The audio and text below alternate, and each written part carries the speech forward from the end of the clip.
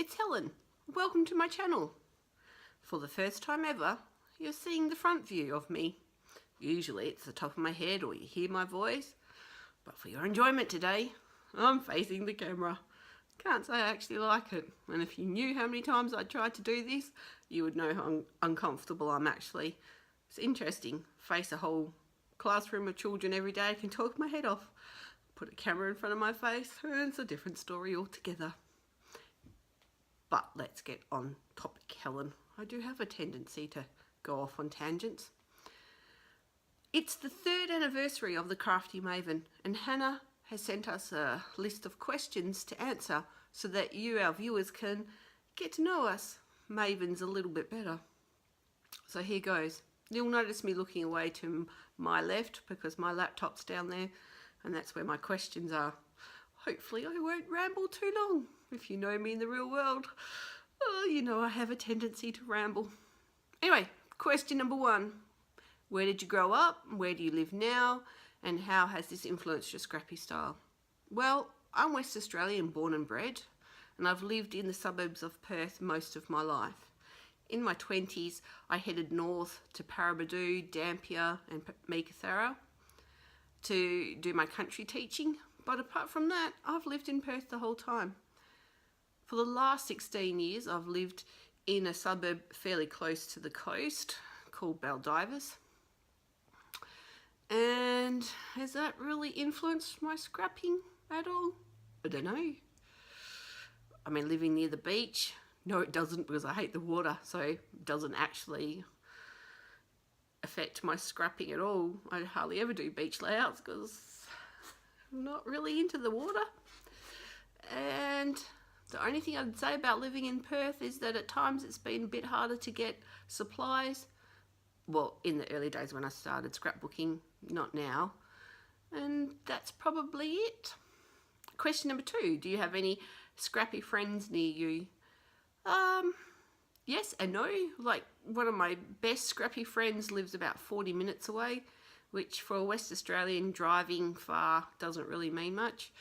And we meet up a couple of times a year and scrapbook either at her house, her sister's house, or my house. She owns a local scrapbook store, so that's always good.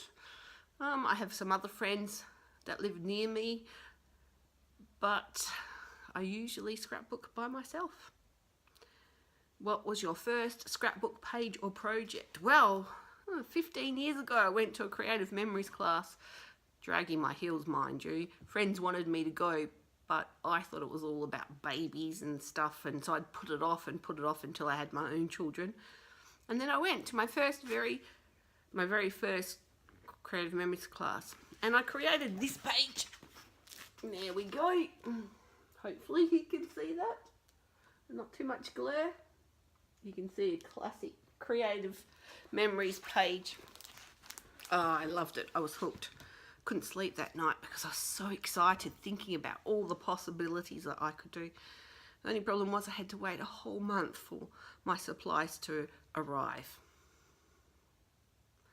Number 4, how has your style changed since you started scrapbooking, and what stayed the same? Oh well, as you can see, I scrapbook nothing like I did when I first started.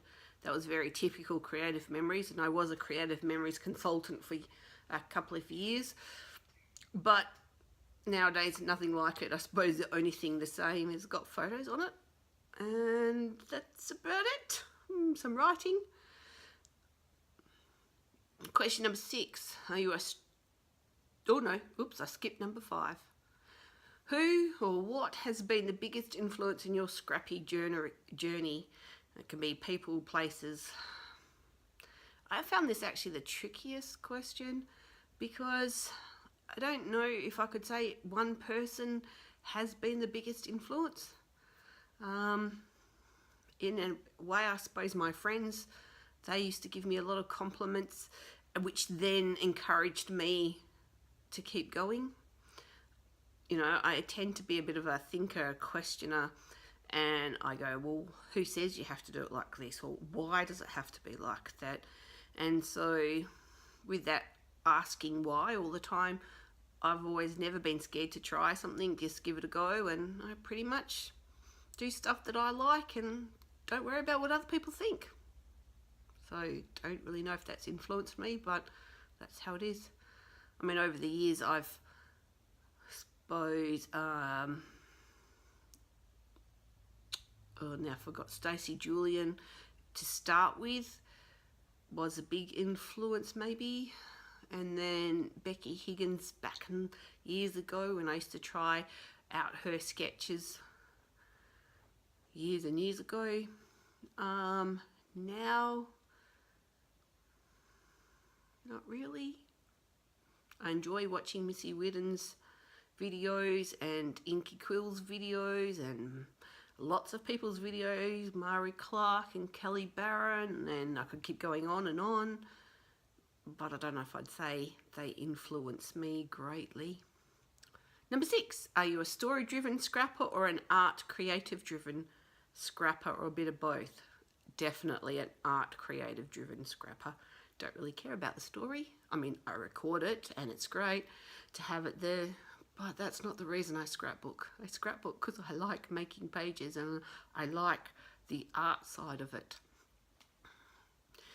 I've said to my sons, when I cark it, what they do with the albums, totally up to them. And I have got quite a few albums already. I'll see if I can show you. Have a look. No. I've got shelves of them. But I probably would have a fit if they got rid of them before I die. But after I die, what they do with them, I don't care. Because it's about the process for me, making the pages. Number 7, TV, music, no noise when creating. Well, I don't listen to music. I'm not a music person at all. I hardly ever have music playing in the house, but I do watch YouTube or Netflix when I'm creating. And if I find I'm getting distracted because I really like the layout I'm watching or the video I'm watching, then I'll put a podcast on. I used to listen to Paper Clipping Roundtable. Now I listen to Scrap Girls and Live Inspired, sorry. But generally YouTube's playing. Clean or a messy scrapper? Well, if I showed you my desk right now, you'd know the answer to that one. I'm definitely messy. Although I'm really trying hard to be cleaner, and for the last couple of months I've tried really hard to put things away after I've finished. Having said that, while I'm scrapping, I end up with this whole like prison around me or fence around me because I dump things. I turn my chair and I dump things and then have to step over them to try and get out. But I do put them away eventually. Number 9, what is the first thing you do when you start a layout or project? I get my photos out.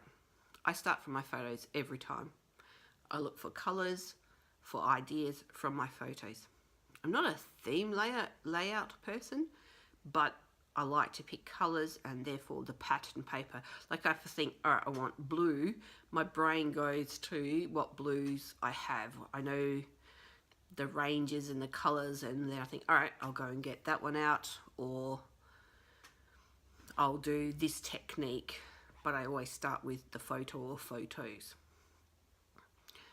What colours are you most drawn to when creating? Blues and greens. They're my favourite colours anyway, but having sons, I don't know, I've tended to scrapbook in those colours most of the time. Not to say that I wouldn't use pinks or purples with my son layouts, but because I'm drawn from the photo, my boys wear a lot of greens and blues and browns, so that's what I use. Question 11, what is your favourite part of scrapbooking? Making the backgrounds. I love it. Mixed media, neat, tidy, trying something new. It's always the backgrounds. I really enjoy that part first. And what is your favourite paper line? New or old or both? And what's your favourite element and your least favourite part? I have actually a few favourite lines, one of them in particular was a basic grey line from years and years ago called Oh Baby Boy. Let's see, I don't know if any of you remembered this one or not, but I loved it. I loved the greens and the blues. I loved the rocket paper, and there was a number paper, colours. When well, a few months ago now, oh, even last year even, I helped one of my friends, the one that I mentioned earlier that owns a scrapbook store, organise and sort out her scrapbooking room, and we came across this full pack and a few others of this range, and so I got it, but I'm hoarding it. I don't want to use it because I love it so much. Another one that I really loved was a basic grey cake range. This is one of the pages. I still have it. Don't want to use it. I used it a lot when the boys were little, the dinosaurs and the colours. I really liked it. But I'm holding on or hoarding the last few pages. Currently, I really like Domestic Bliss from Simple Stories. Not because I'm into housework, because that's not the case. It's just the colours, and there's something about it. I like the little house, the die cut elements and things on it as well. And also, I got the Cream and Sugar range from Doodlebug Designs, and I just love the little puffy elements in it, the little latte cups and things. I think they're really cute. Don't know what I'm going to use it with, but I'll have it there just to look at. Question number 13. What is one supply you used to use and miss or glad to get rid of? And I would say at the moment that would be my ATG gun. I don't know what happened with it, but all of a sudden it was like doubling up on the tape and it rolling around the roller and getting all sticky and gunking up, and was just being very frustrating. So that one's gone back on the shelf. I haven't touched it for a while, and I don't think I will for probably another 6 months or so. Try a bit of tape then and see if I think it's something to do with the manufacturing, because as I would wind it, the glue wouldn't go on the right side. So a thing of tape cost $20 in Australia, which is a bit of money to be throwing away when it's not working properly. So I'm going to give that a miss for a while. Number 14. When did you start watching YouTube? How long did it take you to start making videos from when you started watching videos? I can't remember how long I've been watching YouTube for. Years. I made my first video 4 years ago. It's a canvas layer I made for a friend. But then it was really haphazard from there. And it's only been in the last 5 months I've really concentrated on making process videos. Mainly because during that time I went through a marriage breakup, and the thought of making videos, it wasn't in me until when I felt I was emotional enough or strong enough emotionally to put myself out there. Question number 15. How did I find out about the Crafty Maven Getaway? Who's my favourite Crafty Maven, and why did I want to be part of the Crafty Maven Getaway? I can't really remember how I came across the Crafty Maven. Maybe a search on YouTube, maybe it came up in the recommended bar. I don't know, I've watched Inky Quill for years. Maybe it was through her. She was one of the original girls. I'm not sure. I'm glad I did though, but I'm not sure. I don't have a favourite Crafty Maven. That's almost like asking a teacher who's your favourite student at school or your favourite kid. I can't do that. I don't know. I like them all for different things. Obviously, I'm really thankful for Hannah, because without her, we wouldn't have the Crafty Maven, and I'm really glad it's there. And why did I want to be a part of it? Because I know I love scrapbooking. I wanted to share it. I love the fact that on the Crafty Maven, there are all different parts of scrapbooking that's there. Pocket pages, 12 by 12, mixed media. So I love that about it. And plus, Hannah said she'd have me. That made a big difference too. And that's about it. I think I've talked way too long about these things. I hope you've got to know me a little bit more. Look in the descriptions below for the links to the other girls' videos. And that's about it until you see me next time with a layout process. Take care. Happy crafting. See you later.